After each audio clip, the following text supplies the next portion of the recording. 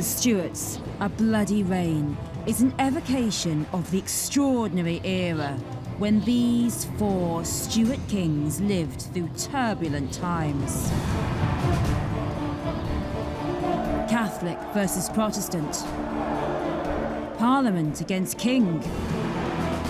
The English Civil War. Europe torn apart by religious conflict. The Plague. The Great Fire of London. And finally, a Catholic king fled his country and his throne.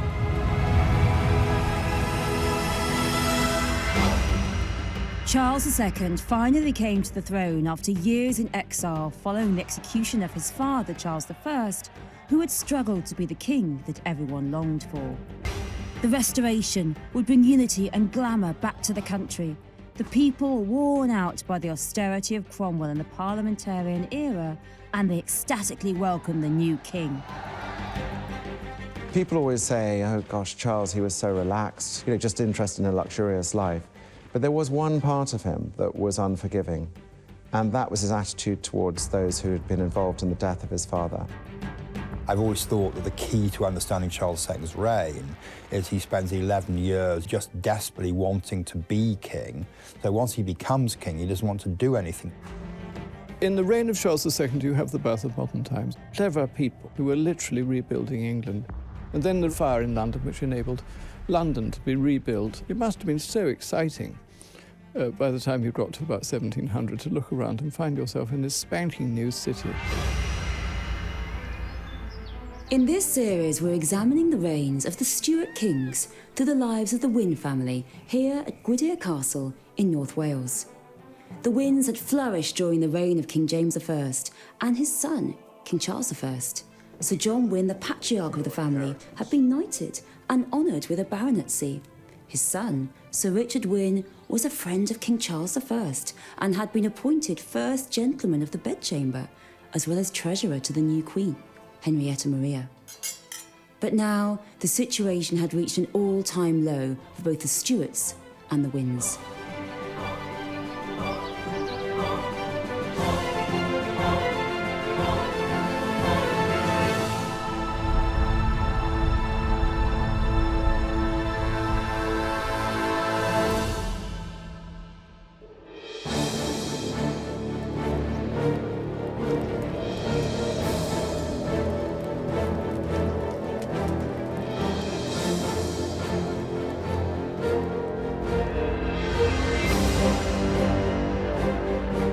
King Charles I was executed on the 30th of January 1649.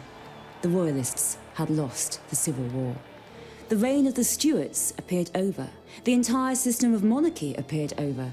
In its place was now the Commonwealth, a new system of government where England, Scotland, Wales and Ireland were ruled over by Oliver Cromwell, the Lord Protector. The hero of the new model army was Oliver Cromwell, and he had a spectacular career. From the minute he gets into Parliament, as the poorest man to make it to Parliament in 1640, he is a dynamo. I mean, he's a man totally committed to godly reformation, completely convinced of the fact that God has called him to some great cause. And he just rises from being a captain in 1642 and then becomes the Lieutenant General and the head of the cavalry for the new model army. Eventually, of course, the head of the whole army, leading unparalleled the successful and brutal campaigns in Ireland and Scotland.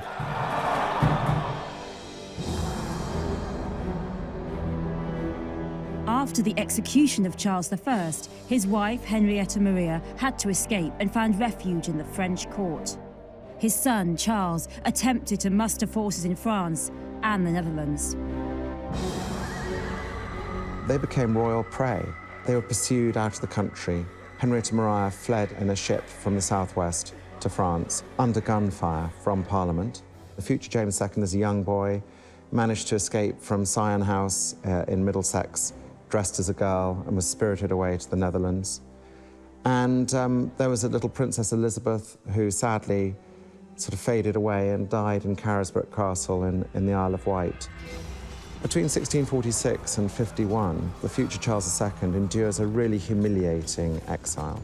The story is that nobody dared tell Charles II that his father had been executed, and they didn't know what to do. So one of the senior courtiers went in to see Charles II, and instead of saying, "Your Royal Highness," which would have been his title as prince, bowed and said, "Your Majesty," meaning you are now the king. And Charles took a moment to understand it, but when he did, it was an absolute body blow.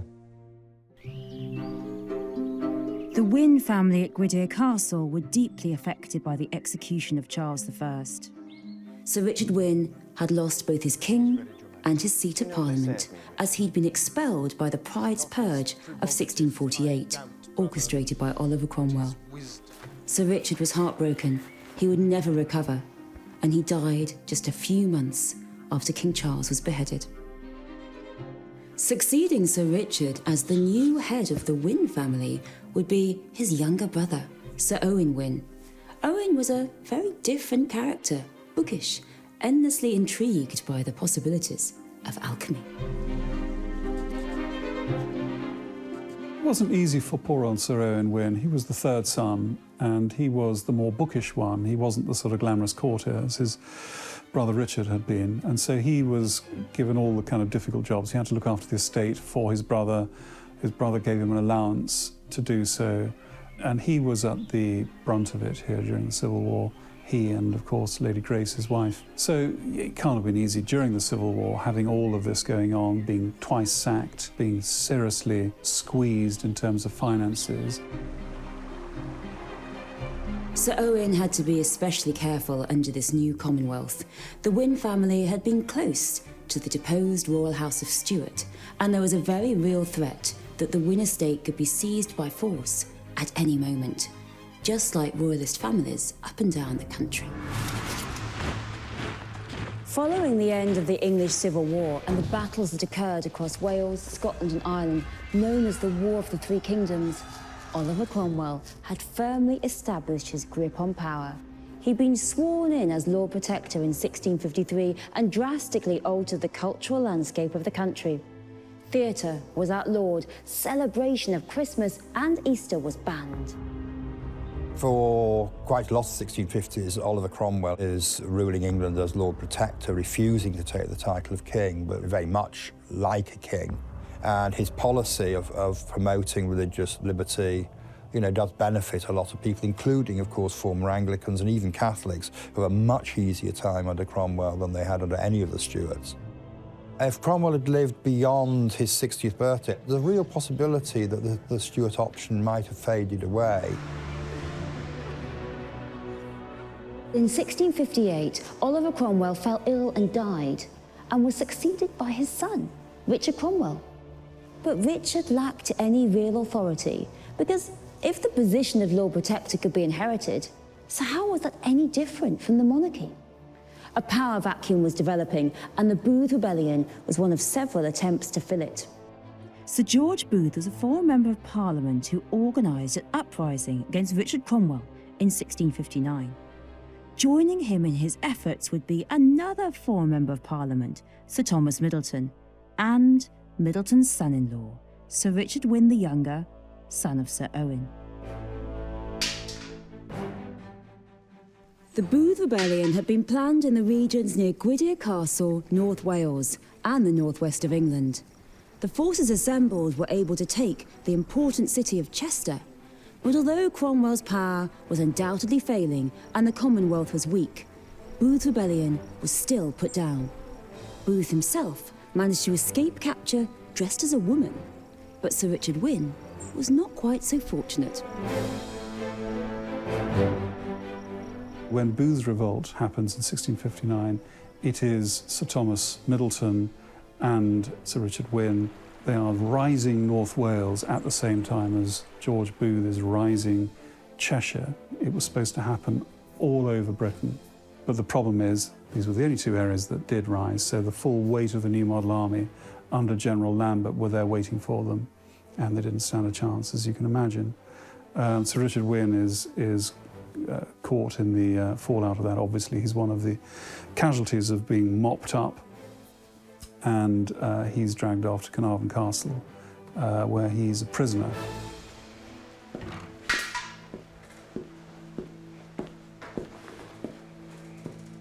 I would have had you in the dungeon. Mother, I did not think to see you. My keeper permits me no letters. I've met the Colonel. He's a villain, is he not? I found him amenable. He is Parliament's creature. Courtesy will loosen a door rather than spite, Richard. And a ready purse is more persuasive still. I think he will see you released. His expectation was to be courted. I'm in no mood for wooing. Perhaps you were enjoying your little game too much. There was a time to end this tyranny under which we live, Mother.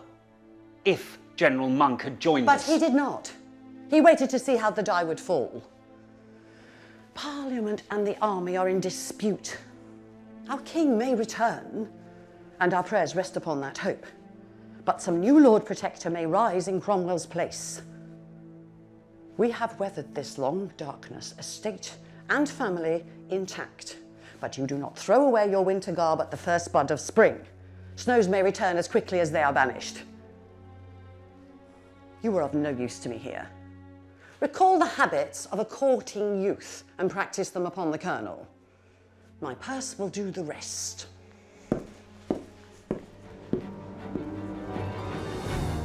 The failure of the Booth Rebellion, a terrible blow to Sir Richard Wynne the Younger and all royalists across the country. Even in its weakened state, Cromwell's Commonwealth had somehow hung on. But their disappointment wouldn't last for long. Across the English Channel, King Charles I, son and heir, was patiently waiting in exile.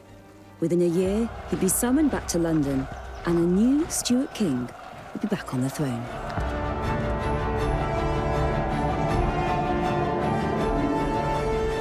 The Booth Rebellion of 1659 had failed to bring down the Commonwealth, but it hadn't been totally in vain. The actions of Sir George Booth, Sir Thomas Middleton, and Sir Richard Wynne the Younger had inspired another key figure of the era, George Monk, Governor of Scotland. Monk was a man of floating allegiance. At one point he considered defending Richard Cromwell. Later he thought of joining Booth's rebellion. But now in 1660 he was launching his own uprising. He led his army of loyal soldiers down from Scotland to London, and no one could stop him. He became the most powerful man in the country. But Monk was not in the mould of Oliver Cromwell. There would be no new Lord Protector. He made overtures to the Stuart family in exile. They were the only ones who could offer the country the stability it so desperately needed.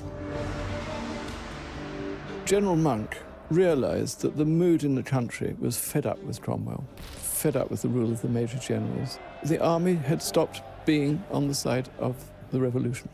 The army was reverting to the king. And once that happened, there was no hope of keeping Richard Cromwell. He didn't have any of his father's bullying strength. He was a quieter man. And anyway, there's something absurd if you've given up the concept of monarchy, thinking that there should be a hereditary protectorate. Even though the Great Rising didn't happen and it was put down, nevertheless, all eyes were on it. And at that moment, George Monk makes his move. And he could have been king, of course, and in fact, the throne was offered to him tentatively in the way of him becoming the inheritor of the protectorship. But wisely, he decided, no, it's much better to be the kingmaker than the king. So he is the grand choreographer who brings Charles back, or enables Charles to come back. Of course, Charles doesn't actually win back the throne. It's Parliament and the Commonwealth that lose it. They haven't got somebody to succeed Oliver Cromwell who has the substance or the respect of both Parliament and the army to take his place. So it's really because of Oliver Cromwell's death and the inability of anyone following him to grab that power that eventually the English resort to default and think, well, we'll have a king back then.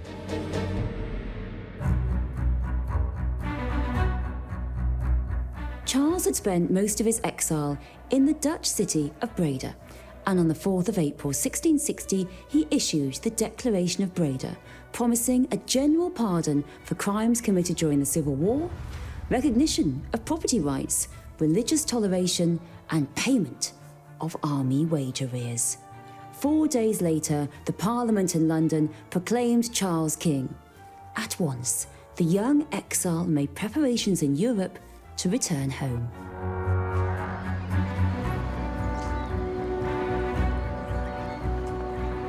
Charles II and his advisors, they were convinced that if there were conditions, they were going to be very onerous, and they'd be probably close to what Charles I had turned down before his trial and execution. But actually, the English Parliament had turned around on its head in just 2 months in early 1660. Although he has promised everything will be settled by Parliament, he is returned unconditionally. I mean, Parliament passes a declaration that he has been king since the moment of the death of his father of royal memory. So they say, come back unconditionally, but thank you for your promise that you will accept any settlement we make on the most neuralgic terms. Charles landed at Dover on May the 25th. He made his way to London, which he reached 4 days later. He had deliberately timed it so that he'd re-enter the city on his birthday. He was exactly 30 years old. The people of London were lining the streets. The crowds were so thick that it took 7 hours to cross the still familiar city. Perhaps some of them had been there that cold January morning more than a decade earlier when the King's father had been beheaded in Whitehall. Now they were cheering the return of the Stuarts. Charles II had come home to claim his crown.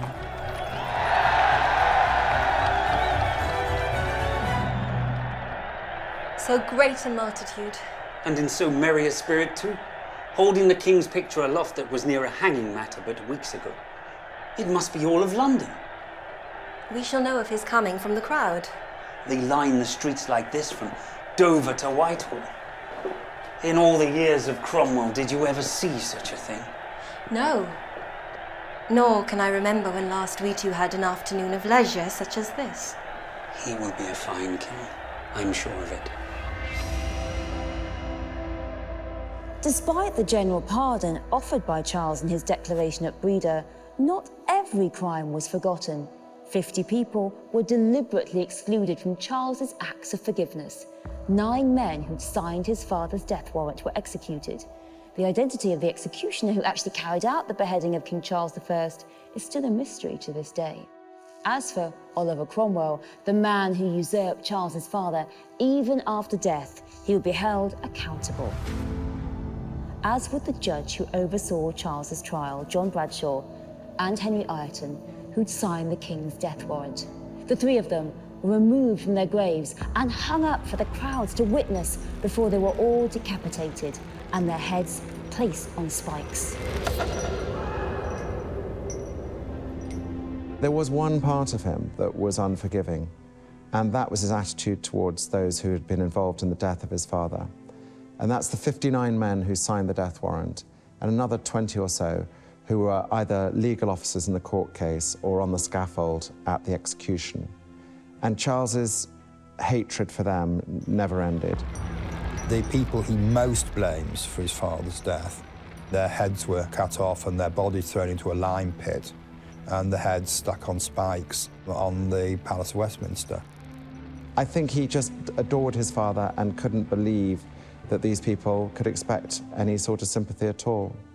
And there was also an underlying point, too, that if he had been soft with them, what would it have said about him as a monarch? So I think that there was a cold part of Charles II, and it was absolutely focused on those who had killed his father.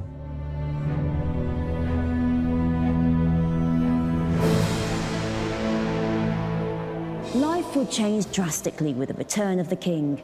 Puritan repression was lifted almost at once. A new age of liberty and even debauchery took hold. Amid a dazzling cultural rebirth, poetry and the arts would prosper. Theatres reopened with women appearing on stage for the first time. The sciences flourished as well, with luminaries such as Sir Isaac Newton and Robert Boyle, expanding the horizons of human knowledge. I think there was an enormous mood of optimism when Charles II came back, but partly because he did this clever thing. He was prepared to tolerate an awful lot of people who had supported the Civil War. Therefore, because he was a genial person on some levels, and certainly politically very intelligent, he was able to create an atmosphere in which political reconciliation could happen. Charles is very keen to work with as many people who'd worked with Cromwell as possible. He wants to see healing and settling. His former enemies were much more likely to send him on his travels again than his former friends. He'd rather disappoint his friends than his enemies, because his aim is not to have to go away again. Charles himself will be the founder of the Royal Observatory, which you can see here in this painting from its earliest days. He had an interest in the burgeoning field of natural sciences, and he would grant a charter to the Royal Society.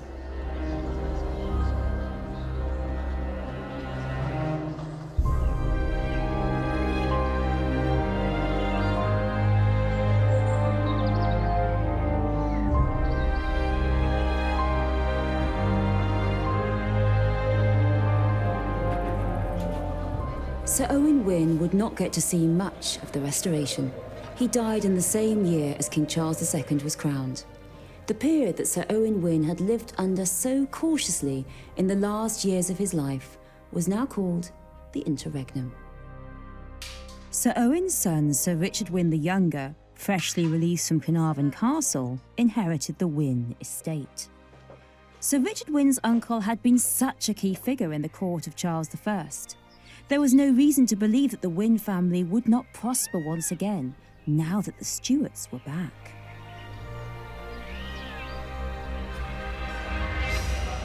King Charles II was finally on the throne, and he needed a queen. During the reign of King Charles I, there'd been negotiations with the royal family of Portugal for the hand of Catherine of Braganza. This arrangement had been put on permanent hold thanks to Oliver Cromwell, but it was brought back to life following the Restoration. King Charles II married Catherine of Braganza in 1662, and the nation of tea drinkers was born. Catherine brought over the custom of tea drinking from Portugal, and it quickly became popular amongst the aristocracy in the reign of King Charles II. Sir Richard Wynne the Younger would be a key part of this restored royal court, taking up the position of Chamberlain to Charles's new queen. A delighted nation dubbed the new king the Merry Monarch. But just like his father, Charles had married a Catholic, and the religious difficulties that had so blighted the past did not simply disappear. However, there were far more pressing problems just around the corner. The worst outbreak of plague since the Black Death and the Great Fire of London.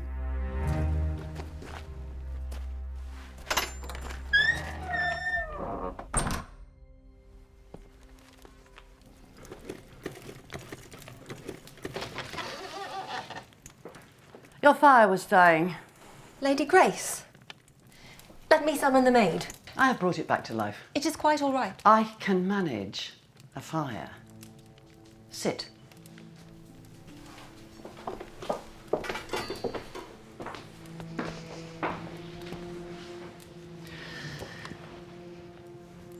I thought I heard the footpost not long ago. Yet I know that cannot be. I forbade the London post from approaching our gates, and none would be so disrespectful as to disobey my wishes. Do not blame the poor man. No, I do not. You commanded him, and he obeyed as he should.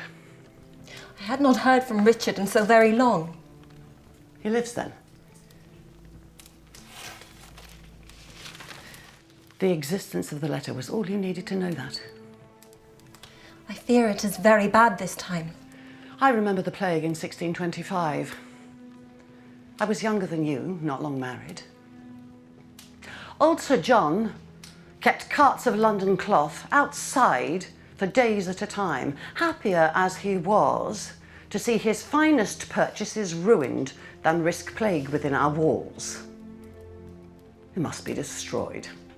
It is one letter. That has passed through what hands and what parts of the country we know not. Every moment it is in this house, the danger deepens. I will have it removed from you if I must.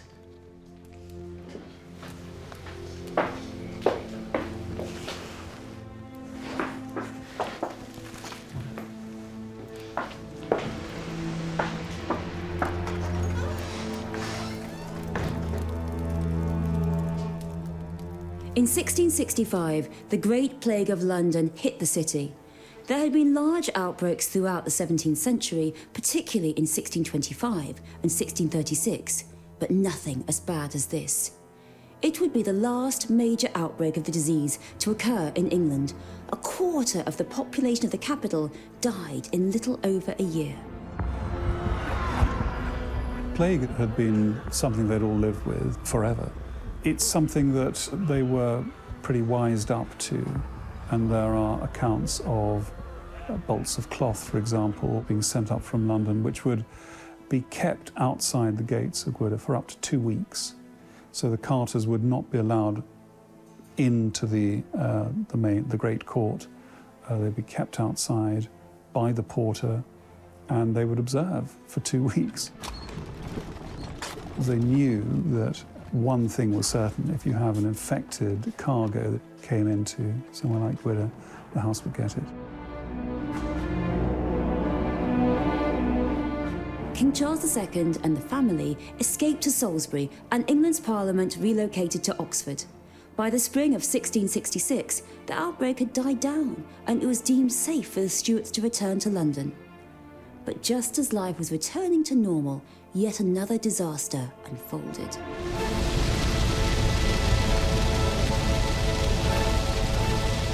The Great Fire of London broke out on the 2nd of September 1666. What began in a Pudding Lane bakery spread out of control and burned for 3 days straight. The fires gutted the medieval heart of the city, and the ancient St. Paul's Cathedral was utterly destroyed. Fears abounded that the fire was a foreign plot, and King Charles II worried that the entire city might fall into anarchy. England was at war with the Netherlands at the time. The Dutch saw the fire as a divine retribution for the actions of the English Navy and Rear Admiral Robert Holmes, who'd set the town of West Tellishing ablaze in what became known as Holmes's bonfire. The disasters that befell Charles, the hammer blow of the plague, the fire, the wars with the Dutch. Meanwhile, the people of England were predominantly in favour of the Dutch, so he was out of kilter with the political feeling of his parliament for a lot of his reign. These were terrible things because the mentality of the time was somehow that the monarch was responsible for life, for everyday life. King Charles II was facing battles on all fronts, just like the Stuart Kings who'd come before him. His capital burned to the ground, the economy in the doldrums. The only reason why he'd gone to war in the first place was to try to help the economy. The Dutch Republic was in the midst of its golden age, lucrative trade routes across the globe.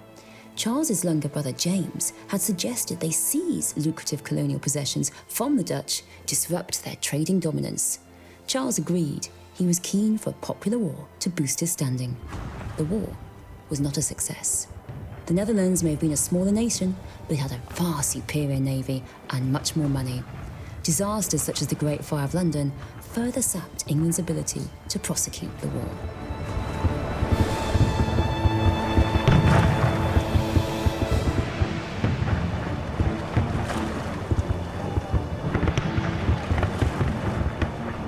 By 1667, the Dutch controlled much of the waters around the south of England. They'd secured pivotal European alliances, and that June, they staged a devastatingly bold naval assault, dubbed the Raid on the Medway. They attacked the English fleet at anchor in the mouth of the Thames.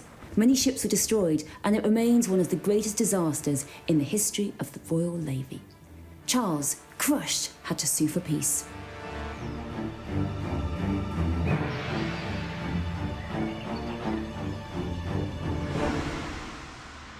The Royal Oak burned, the Loyal London and the Royal James too. The flagship carried off without a single shot fired in her defence. I thought the Dutch are much less a power than England. We are the more numerous, but they are richer, and they have directed their wealth with far greater wisdom. Since the last war, they've rebuilt their navy and plain-made expert study of river navigation and warfare. And what have we done? Beggared our garrisons with masks and courtly merriments. I have no place there.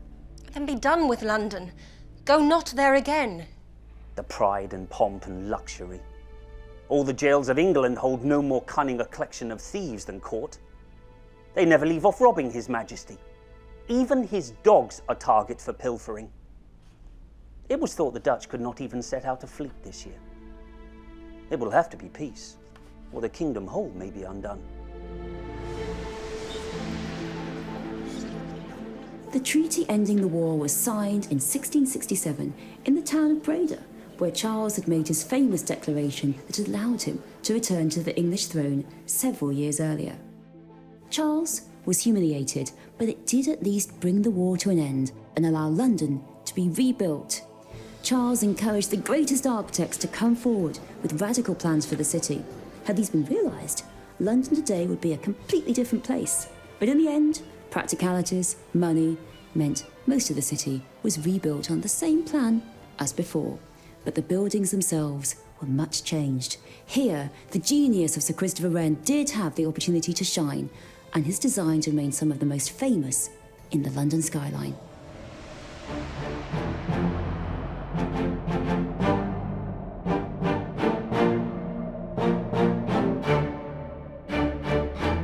Because there was a sense of a new beginning, but a new beginning not out of total novelty, but out of something that was old. All sorts of exciting things happened during the Restoration, and then as it unfolded, the full reign of Charles II, the birth of the Royal Society, figures like Boyle, figures like Christopher Wren, clever people who were scientists, who were architects, who were literally rebuilding England. And then the rather good luck, as it happened, of the fire, which enabled London to be rebuilt, and gloriously rebuilt. It must have been so exciting to look around and find yourself in this spanking new city with so many absolutely mind-bogglingly beautiful buildings all around you, on a River Thames which was crammed with ships, commerce, entertainment, theatres. It really was bliss to be alive, I think, in the reign of Charles II. As King Charles arranged for his city to be rebuilt, he was also building up the forces for another battle with the Dutch Republic that had so humiliated him. In secret, a new alliance was forged with Louis XIV of France. Together, they take on the Dutch. In 1670, King Charles II made a monumental decision. He signed a secret agreement with the French, known as the Treaty of Dover. Charles had been humiliated by a loss to the Dutch Republic 3 years earlier. He was determined to gain revenge by joining forces with France to conquer the Dutch. But one of the provisos of the pact was that Charles would convert to Catholicism. Charles was playing with fire. Perhaps the thing which historians are most divided about over Charles II is what on earth he was doing in the Treaty of Dover when he told Louis XIV that he would become a Catholic if Louis would give him the men, the money and the troops to make good his claim.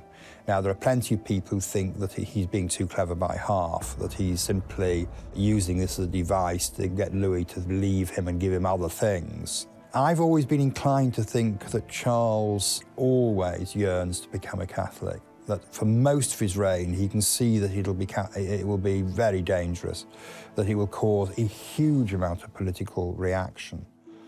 But there's a point around then when he's under such pressure from his Catholic wife, his Catholic mistress, and there's just a moment at which he thinks everywhere in Europe where monarchy is strong, Catholicism is strong. Catholics have been the people who've been my most loyal supporters. But for the Catholics, I would not have escaped after the Battle of Worcester. It was the Catholics who risked their lives to hide me, get me out of the country. And it's just possible that he went through a moment when he thought, I wonder if I can get away with becoming a Catholic.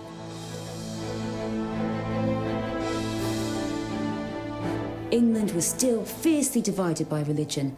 A Catholic king would rip open old wounds.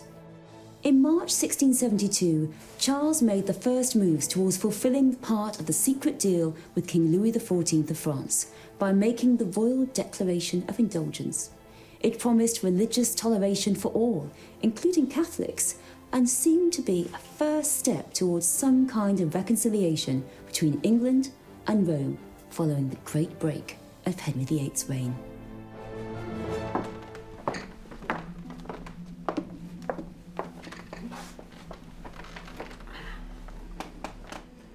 You seek stained glass for the new chapel?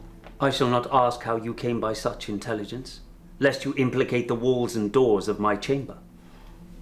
I had thought it an art lost in this country. There are men in Paris who preserve the skill. Why not Rome? The king has declared indulgence on matters of religion. And Parliament? I care not. Is his declaration even legal? I care not. I have an image in my mind, Mother. The chapel shall not be complete without it. It is a cross. A fine cross. I must have it.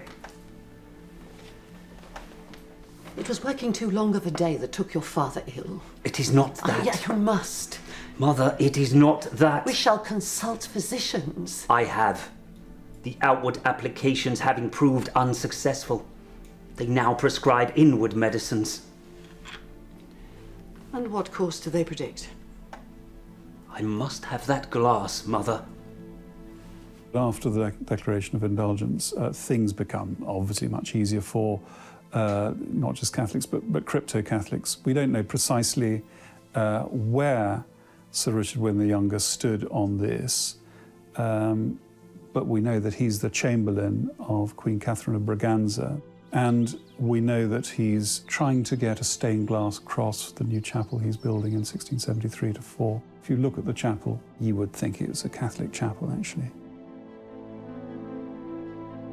In April 1672, just a month after the Royal Declaration of Indulgence, England and France declared war on the Netherlands. It did not go according to plan. The money promised by France to Charles was not enough to cover the military expenses. The king was forced to recall Parliament, and it contained many members who were fiercely opposed to the Royal Declaration. They deemed it far too generous to Catholics, and they now had the king in a bind. Parliament refused to fund the war until the declaration was withdrawn. Charles had to comply. But worse was to come for the king. The details of his secret pact with Louis XIV were leaked. The public was furious. Charles quickly realised that to defend his own position, he had to pull out of the alliance with France, end the war with the Netherlands. In early 1674, the Treaty of Westminster was signed, which brought peace between England and the Netherlands. The war had achieved precisely nothing. Fortunately, the full details of what he'd agreed to never did come out, but it clearly helps to build a climate of anxiety in the 1670s about whether there is a drift back towards Catholic monarchy. There was still a lot of political tensions and the constant question of if Charles couldn't produce a legitimate heir with Catherine of Braganza, who was going to succeed? And then the realization that his brother, James, Duke of York, was a Roman Catholic. It led to a flaring up of intense anti-Catholic feeling. And part of that was driven by a wish to make sure that James could not become the future King of England. So all in all, I think Charles II would have preferred a much quieter time than he was handed.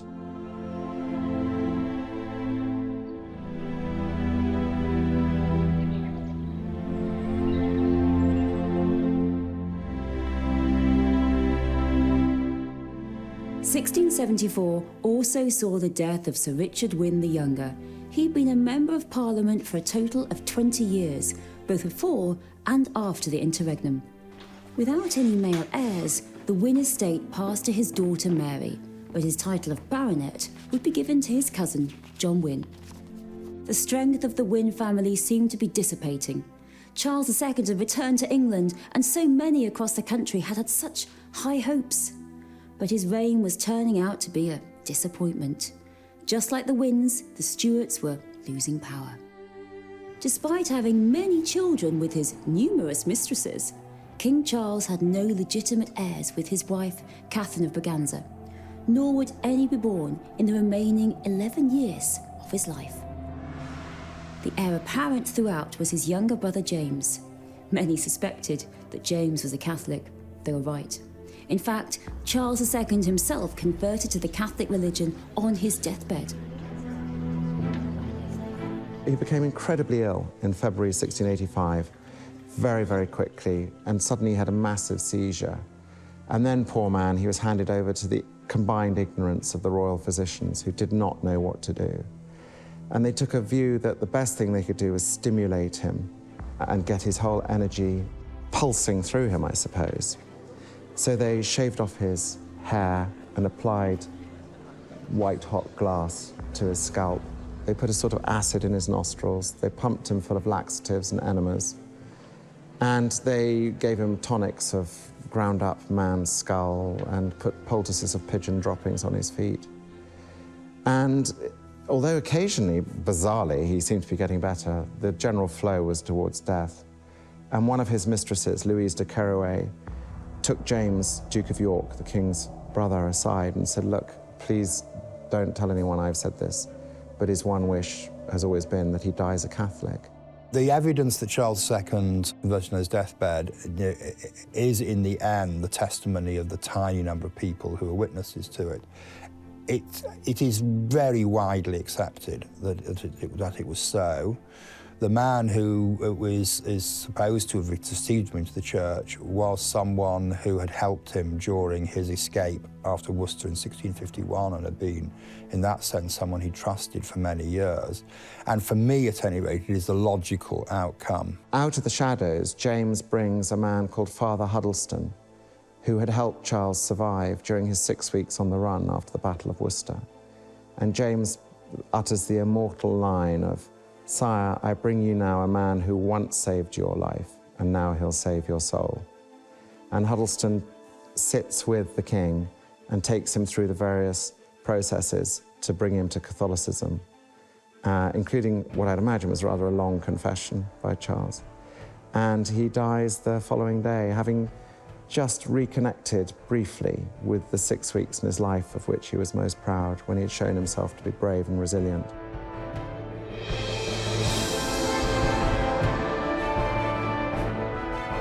If anyone thought that the controversial issue of religious tolerance had gone away, they were mistaken. The reign of James II would bring with it another crisis in England and another war.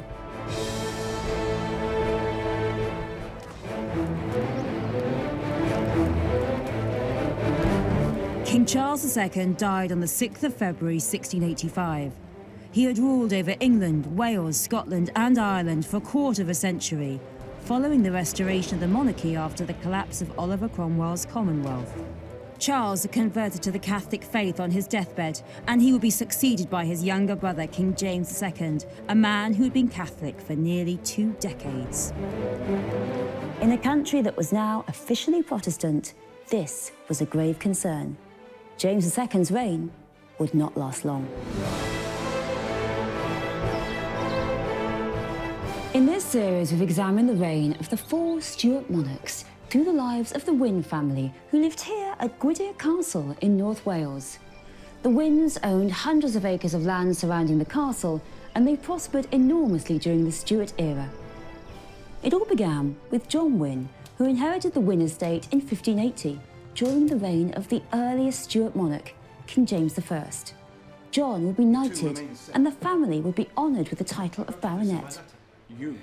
During King Charles I's reign, Gwydir was overseen by John Wynne's son, Sir Owen and Sir Richard.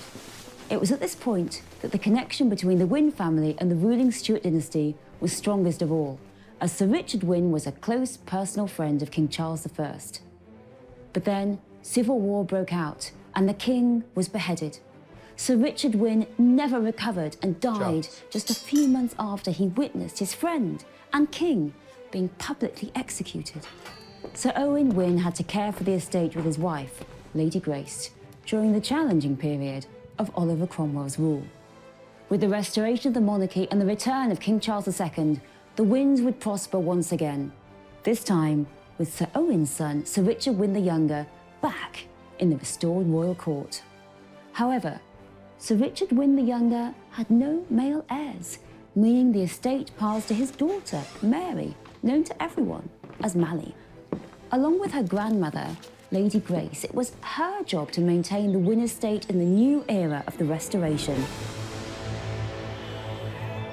Lady Sarah dies of the plague in 1671, she's very young, and then in 1674, at the age of 39, Sir Richard dies as well, so it's too young. And that means that they only have one child, that's the lovely Lady Mary, and at the age of 17, she is suddenly the heiress of a vast estate.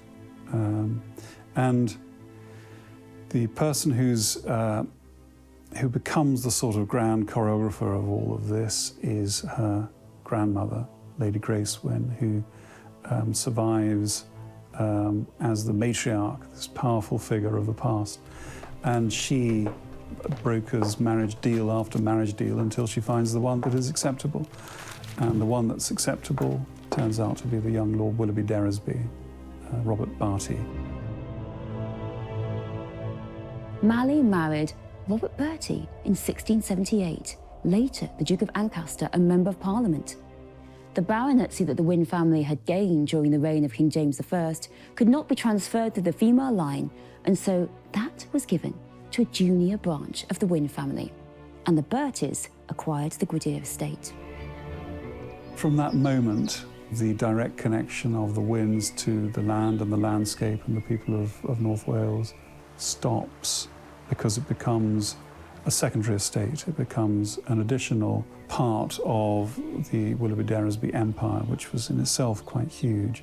They were a Lincolnshire family based at Grimsthorpe Castle.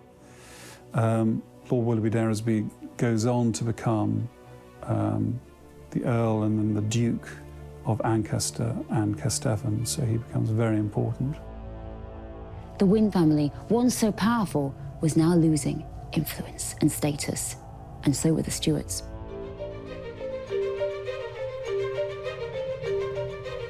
For most of his life, King James II had never expected to become king. He'd been born in St James's Palace in London in 1633, the second son of King Charles I and his wife Henrietta Maria. James held the title of the Duke of York from birth. During the English Civil War, he'd been confined by Parliament to his birthplace, St James's Palace, while his father fought a losing battle with the Royalist forces. At the age of 15, James managed to sneak away from his confines, disguised as a woman, and made it all the way to The Hague in the Netherlands. Continental Europe would be where James would spend much of his life. When his father was executed in 1649, when James was only 16, his elder brother was proclaimed king by the Royalists and the Parliaments of Scotland and Ireland. Charles was even crowned in Scotland in 1651, but the Stuart family was unable to reclaim England, and eventually Oliver Cromwell prevailed, becoming the undisputed ruler of a new Commonwealth.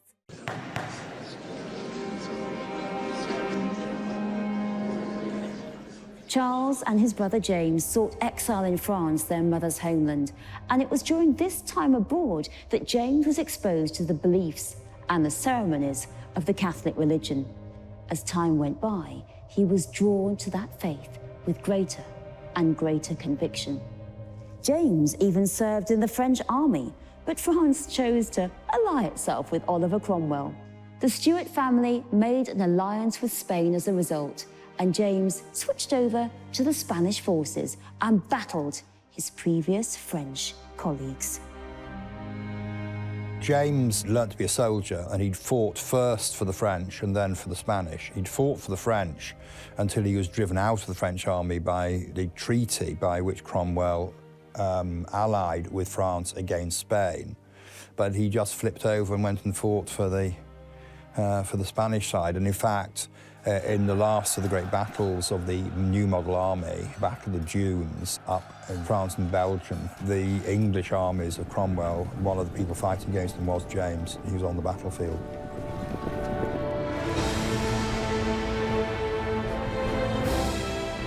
James was considered a brave fighter and was on the brink of accepting the rank of admiral in the Spanish Navy when the collapse of Cromwell's protectorate in England rapidly changed those Stuart prospects. James declined the Spanish offer. Within months, his brother would reclaim the English throne. James returned to London and was soon appointed Lord High Admiral of the Navy. He became one of his brother's closest advisors and was widely praised for his tireless efforts to extinguish the Great Fire of London. But in private, his religious allegiances were shifting. His wife, Anne Hyde, had converted to the Catholic religion almost as soon as the couple had returned to London. By the late 1660s, James had converted as well. We now know that James was formally received into the Catholic Church in 1668. He continues to attend Protestant services for a few years, but news about his going privately to Catholic Mass, Catholic confessors and so on was leaking out. And by 1676, James comes out. So then you have a crisis that the heir to the throne is going to be a Catholic. Therefore, there is a huge political campaign to prevent it. Well, I think history is very tough on James II. We tend to forget all about him except the disaster of his 3 years as a king. He was a very brave, headstrong figure. He was a very good soldier, very good admiral, and had fought bravely, and he had a lot of qualities. But unfortunately, being so pig-headedly Roman Catholic was the undoing of him.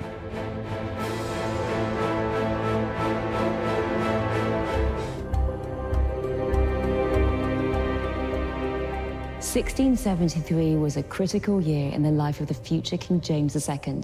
His first wife, Anne Hyde, who converted to the Catholic faith long before him, died in 1671, and James was about to marry his second wife, Mary of Modena. 1673 was also the year of the Test Act. This was a penal law voted in by Parliament, and it required all civil and military officials to take an oath that declared their allegiance to the Anglican Church. James was in an impossible position. He couldn't betray his principles and make such an oath. He refused, resigned as Lord High Admiral. Well, there had been rumours abounding that he converted to the Catholic faith, and he was now married to a Catholic bride from Italy. Those rumours now seemed confirmed by James' refusal to make that oath required by the Test Act. The difficulty with James II was everyone knew he was Catholic. It was not something he could hide, and not something he wanted to hide either. Obviously, when push came to shove at the Test Act, he had to just resign his commission as Admiral.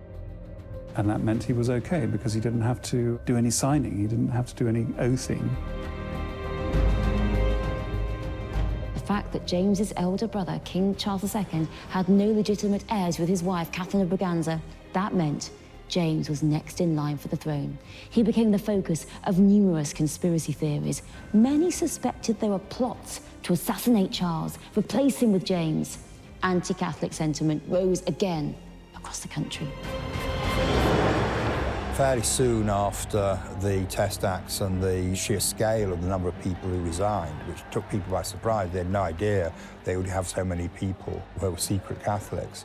And the great anxiety of what will happen if a Catholic does become king, you begin to get people who started to claim that there was a conspiracy at the top of government to assassinate Charles to hasten James's accession to the throne. So this is called the Popish plot. And the claim that there were a large number of people who were conspiring to assassinate the king, and that if James didn't know about it, he was turning a blind eye to it. And in any case, he was the beneficiary of what they were doing, and the way to prevent the assassination of the king and the succession of a Catholic ruler was to pass an act that would mean that the Catholics couldn't benefit from the assassination. I mean, if there was a law which prevented a Catholic successor, there's no point in killing the existing king, particularly one who had been fairly lenient, in his attitude to the Catholic population. To soothe the worried public, King Charles II arranged for James's daughter Mary to marry the Protestant William of Orange. James reluctantly consented to the match. The marrying of William of Orange, who was of royal British blood and therefore had a potential claim, to James's elder daughter, gave a a potential focus now for those who were just not prepared to tolerate a Catholic king. This was not enough, however, to relieve the growing hysteria in the country and in Parliament. In 1679, the Exclusion Bill was introduced into the House of Commons. If passed, it would have prevented James from inheriting the throne because he was Catholic. The Exclusion Bill was also having an impact at Gwydir Castle. Mally Wynne had married Robert Bertie, Lord Willoughby Deresby, the previous year. He had tried unsuccessfully for election into Parliament. Mally Wynne and her grandmother, Lady Grace, eagerly await correspondence from him as unrest spreads across the country at the thought of King Charles II's brother, James, becoming the first Catholic monarch.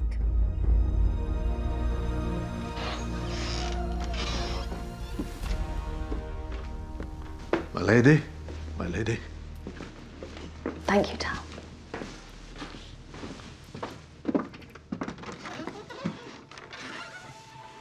Poor Tal. Are there no others that could deliver your letters, Grandmama? The years on Tal have not rendered him past use. No, I cannot conceive of Gwydir without him. But surely there are others who can share his burden. Master Williams has a son. A boy. He is 19. How fares your husband? Is Robert recovered from his disappointment? He resolves to stand again in the next election, though when that will be. The exclusionists are much in the ascendancy. Even if the bill passes through the Commons, it will fail in the Lords. Oh, I pray it is so. The Duke of York will be king child, fool though he be. Grandmama. Not in my time, I pray. But does the Duke not abide by his conscience, his principles? Principles are an o'er-admired thing. I wonder, though, at the exclusionist mind. Can the law alter what God has settled? If Parliament can choose itself a king, why not a tenant his lord? It pulls at society's very order, I fear. I suppose Master Williams can learn the duties of a gatekeeper. They grow so fast, the young. Let us see if we can o'erpace Tal and tell him of his new apprentice.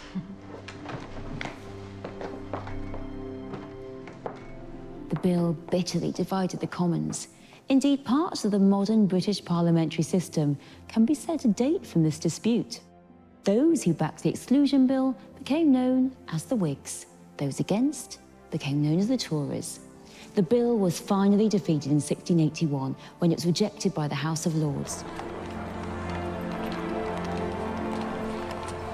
Clearly the failure exclusion and the revenge which is taken by the regime in dismissing so many prominent supporters of exclusion from their positions will produce, as it always has in history, some people who overreact and think the only solution is to assassinate Charles and James. There's a lot of talk. There's not at all clear how much action there is to plan to intercept him as he returns to London from the races in Newmarket. But in fact, they return early, and so the plot hadn't matured. But when you have plots, there are always people going to betray them, because you can't make a plot work without a lot of people knowing, and if a lot of people know, it's increasingly likely somebody will know who will betray it, and that's what happens. The botched assassination attempt on the Stuart brothers in 1683 provoked a wave of sympathy for James. Several Whig opponents were implicated, and James's position was strengthened further as a result of their fall. The Catholic Duke of York would indeed be king.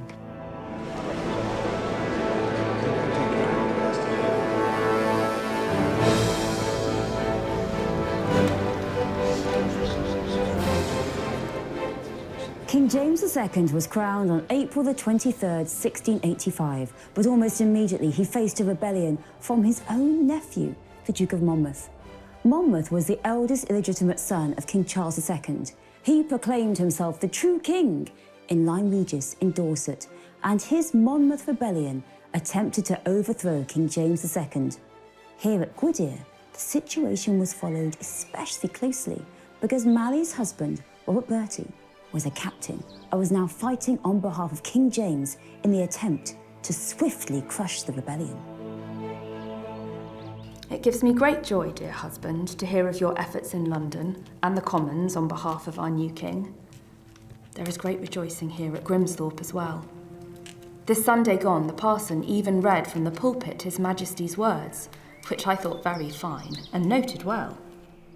I shall make it my endeavour to preserve this government, both in church and state, as it is by law established. As I shall never depart from the rights and prerogative of the crown, so I shall never invade any man's property. The parson gave it much import, the word of a king being more secure by far than any mutable law. Lord Willoughby D'Eresby is holding office under James II, but also, interestingly, he's captain of a troop of horse under King James, fighting at the Battle of Sedgemoor in 1685, so against the Duke of Monmouth in the Monmouth Rebellion. That's very interesting. The Monmouth Rebellion was quickly dealt with, as was another rebellion in Scotland that occurred at the same time, known as Argyle's Rising, led by the Earl of Argyle. These two rebellions had been coordinated together, but neither of them were able to drum up enough volunteers in the end. Both the Duke of Monmouth and the Earl of Argyle were captured and executed. The rebellions were put down with ease, but they deepened James's insecurities. He strengthened his army and put loyal men in charge of the regiments. This might have eased his worries, but the actions caused alarm in Parliament. A standing army of such size was not a tradition, and many of the chosen commanders were Catholics. This placed Mary's husband, Lord Willoughby's position as captain under threat.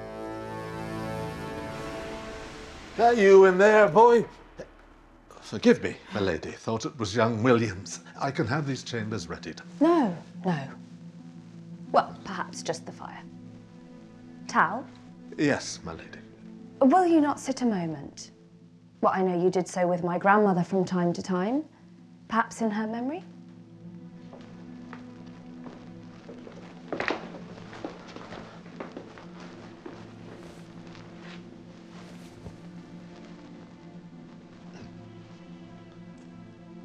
And how is Master Williams proving? Tardy. Often in need of a bath. I can see why you and my grandmama got on so. You were a soldier, were you not? For the martyred king. We have always been loyal servants to the crown, this family. My husband's likewise. He's been turned out of his employment as captain. The king is displeased with the militia. He desires a standing army, with officers he can trust. Though Robert led a troop of horse against Monmouth in '85, he is not of the popish faith, nor are his brothers. The king has cleared the army of our whole family. I am sorry, my lady. We were only ever loyal. But our hope for advance now seems quite remote. The gunpowder plot of 1605 had seemed like a last desperate attempt to return a Catholic monarch to the throne. But now, with King James II, the seemingly impossible had happened. The new king's royal court was soon dominated by Catholics. A representative from Rome was welcomed for the first time since the days of Mary I over a century before. In May 1686, James sought a ruling from the courts to show he had the power to dispense with acts of parliament. He fired judges who disagreed with him. The following year, he made a new declaration of indulgence, announcing religious toleration, including for the English Catholic minority, and ordered it be read from every pulpit in the land. The man thought to be the instigator of the Declaration of Indulgence was William Penn, the founder of Pennsylvania and member of a new religious movement that had arisen during Stuart rule, Quakerism. Penn went on a tour of the country to promote James's Declaration of Indulgence, but it was fiercely resisted by the Anglican clergy. James overplays his hand. He wants to give Catholics a lot of power so that they can demonstrate they can use it responsibly. so that they can show they can be Catholics who will live in peace with their Protestant neighbours. So he goes on an all-out, very rapid process of Catholicisation of local government, of the civil service. He's determined to reverse the penal laws. He's got to find people who will do his bidding who are Protestant, and so the Anglican establishment are pushed aside, and lots of Quakers and Presbyterians and others are pressed into service to be nominated for Parliament, and he changes the conditions of elections in towns so that the town councils will elect MPs and not the general electorate. He narrows the franchise, and then, of course, he himself nominates the people who will be the town councillors. It is an extraordinary thing. And he calls in every single existing MP, one by one, and asks them if they will support the repeal of the penal laws and the Test Acts. And they all say no. So he has to go to these even more desperate lengths. And this completely wrecks the popular base of his power that he'd enjoyed in his first year. The Archbishop of Canterbury, along with 6 other bishops, defied the king's orders. The 7 bishops, as they were known, were soon arrested, taken to the Tower of London. But their acts of resistance galvanised the public in an unexpected manner. The bishops were eventually acquitted at their trial, and this meant jubilant scenes up and down the nation, embarrassing the king.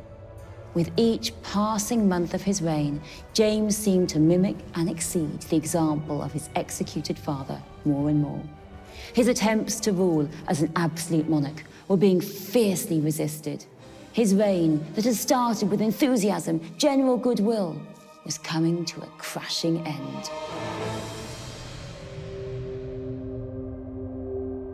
I think he believed it was his duty as a Catholic prince to push forward the Catholic agenda in this country. He strayed into parts of life that were very threatening to the establishment.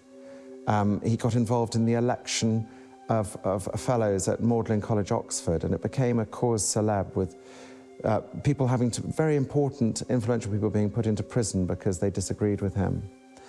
And at the end of the day, I think he thought his powers as a monarch were greater than they were. He hadn't taken on board the lessons of the civil wars, the fact that the Stuarts weren't able to just behave as they wished.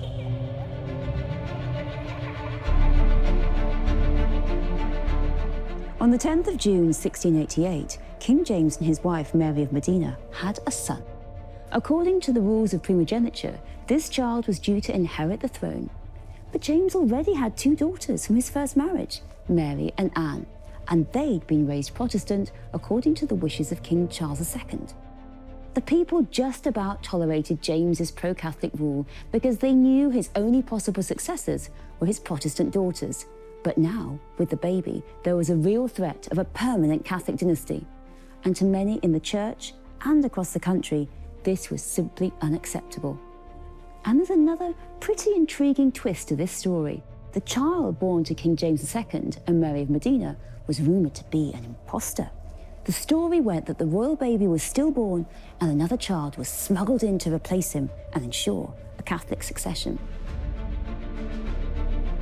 When James II's second wife, Mary of Modena, had a son, even that wasn't enough. I mean, clearly that boy should have been king in the law of succession.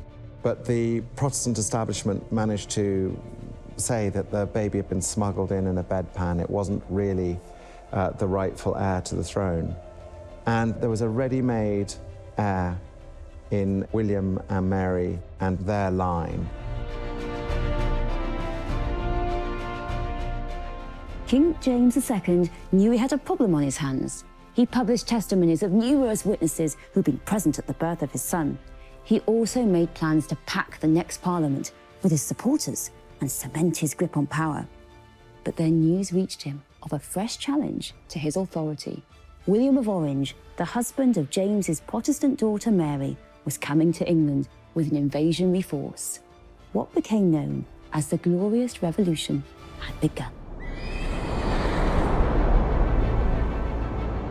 They persuaded William and Mary that they were being cut out of their lawful rights by this tended child, and they should come to England to insist on their rights to a full public inquiry into the legitimacy of the new Prince of Wales. And William is willing to do that because William is fighting an all-out war against Louis XIV, and he desperately wants English resources, he wants English troops, and above all, English money. Now the contender was William, who saw England as a very, very useful ally, particularly its wealth and its navy, in his perpetual battle against Louis XIV's France. So that's why he was prepared to do it. It wasn't out of any great pride or whatever, it was purely practical. He wanted to have the English on side against France in the great struggle against the Catholic king.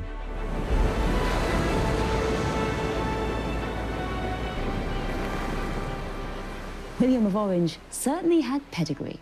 He'd been involved in several battles with the Catholic King of France, and he was seen across Europe as a staunch defender of the Protestant faith.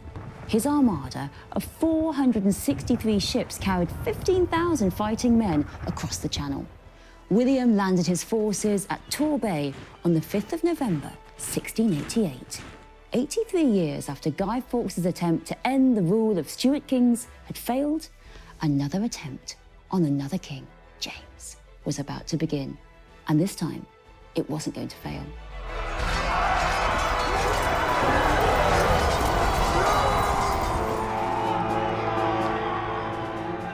The Glorious Revolution is sometimes known as the Bloodless Revolution.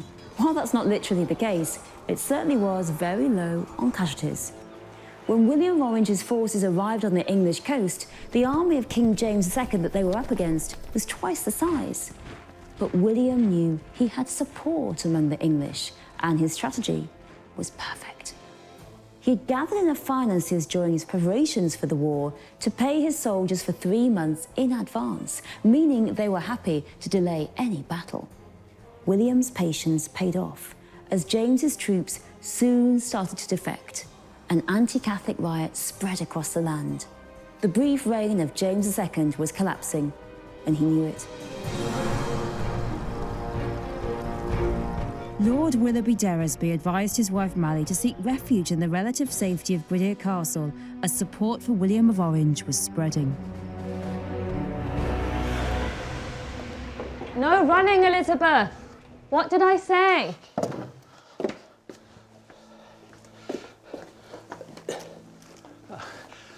How long will my lady and the children be in residence? As long as my husband deems it necessary for our safety.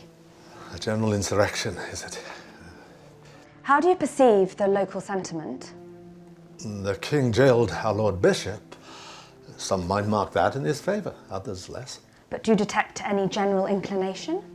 He ought not to have done it, my lady. My husband is for the Duke of Orange. He marches on York with his brothers, and his uncle stays at court so the family can claim loyalty should the enterprise go awry. But what then of Robert? Any letters come, I shall have them brought at once. Day or night?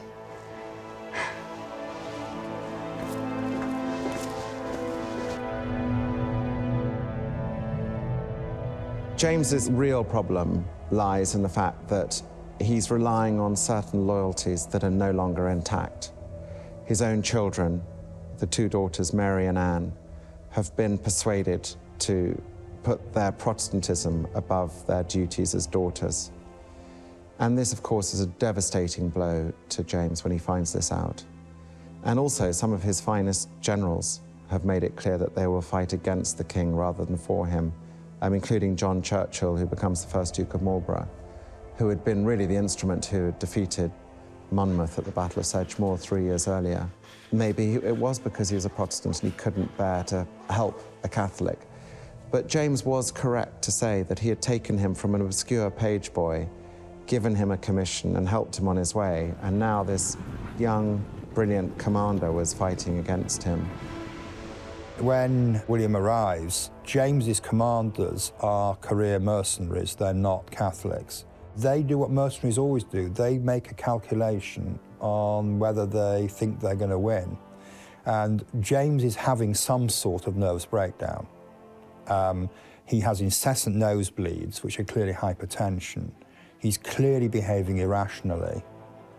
And I think the professional soldiers, like John Churchill, the future Duke of Marlborough, they look at their commander-in-chief and they think, this is not a guy I want to serve with. To have your daughters side against you in a matter really of life and death and of your dynasty's future, and to have those who you've made from nothing into people of great substance, it must have been devastating on a personal level.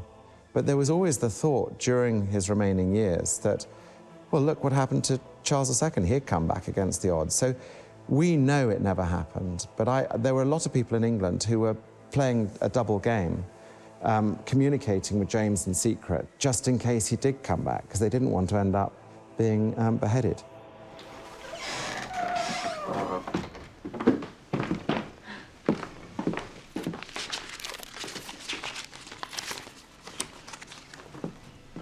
They've taken York. The northern nobles are declaring for William.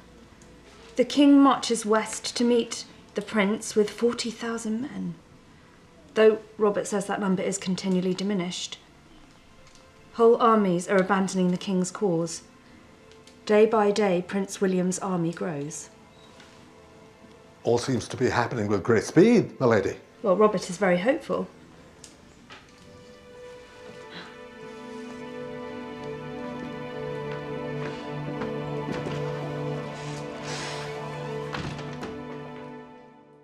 Unwilling to make the compromises that might have saved his reign, James readied himself to flee the country. He ordered his unreliable army to disband. His wife and baby son left for France in early December. And when it came his turn to follow, James petulantly dumped the Great Seal in the Thames. Without it, no lawful parliament could be called.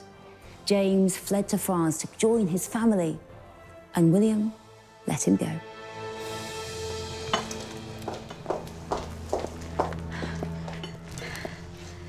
It is done. The king has fled to France, the Queen and the Prince of Wales too, with scarce a battle or bloodshed. Will we be making arrangements for your return to Grimsthorpe, my lady? We shall. All's well. These knees aren't much up to chasing the young ones. They have been most contented here, as have I. King James's escape to France was actually a total farce. The yacht that was meant to take him across the Channel was boarded by English fishermen. They'd no idea who he was. They thought he was a Jesuit spy. He was kept prisoner for a week before the misunderstanding was rectified, and he was even returned to London. To William's intense rage, he's brought back by some fishermen in Faversham, so he has to be allowed to escape a second time. And this time, the roads are kept clear and the orders are under no circumstances find him. So he gets into France and Louis XIV takes him in rather startled at this unexpected defeat he's experienced and sets him up with his own court at Saint-Germain near Paris. Within a matter of weeks, Parliament declared that James had abdicated the throne and left it vacant. William and Mary were declared joint monarchs.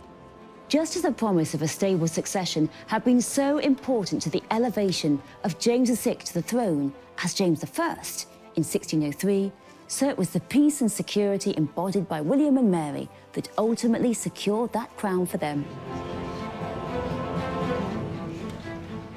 I always view 1688 and James II's exile as the defining moment of the change that started with the outbreak of civil war in 1642, where really the status of the crown is subjugated to that of Parliament.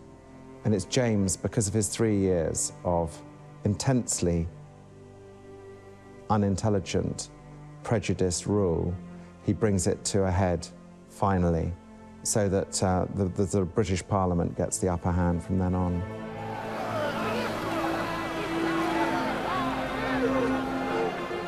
James did not give up. He was planning an attempt to reclaim the throne, just as his elder brother Charles had done. With the help of the French, he landed in Ireland and raised an army to seize back the throne. but he was defeated by William at the Battle of the Boyne in 1690. James fled, never to return to England. I don't think James II was a natural quitter. It was because of the overwhelming evidence that it was over. He just misjudged the central tenet of the Protestant establishment in England, particularly when they looked overseas to France and saw what Louis XIV was doing to Protestants, treating them with savagery, people being broken on the wheel, literally broken on a wagon wheel, or being executed in other ways, or being branded as being Protestants. And it was so close geographically, and the thought that it might come across the Channel to England meant that there was absolutely no way that what looked suspiciously like Catholic absolutism could be tolerated by James's people. James died in exile in 1701, convinced he'd lost his throne because God had punished him for his adultery. His remains were destroyed during the French Revolution, and so too were his memoirs, meaning that we don't have an awful lot of his perspective, and we've got rather a lot of the opinions of his enemies. James's descendants made attempts to get that throne back. His son, the reported impostor James Francis Edward, became known as the Old Pretender. He started a rebellion in 1715, the Jacobite Rising, and tried to restore the exile Stuart dynasty. He failed. There was another attempt in 1719 with Spanish support, but it was just as ineffective. Then in 1745, King James II's grandson, Bonnie Prince Charlie, made one final shot at the crown, but the country had moved on. King James II was the last Stuart king.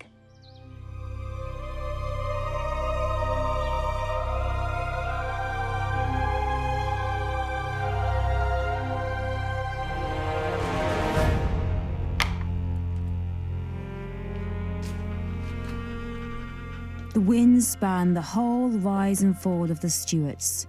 Sir John Wynne is knighted in 1606, 3 years after James I came to the throne, one of the very first baronets. Charles I served loyally by Sir Richard Wynne, 2nd Baronet. The 4th Baronet, Richard Wynne the Younger, was Chamberlain to the Queen of Charles II. The brief reign of James II, followed by the Glorious Revolution in 1688. And then, in 1689, Lady Mary Wynne, the last of the Wynnes, dies. Gwydir Castle's glory has also come to an end.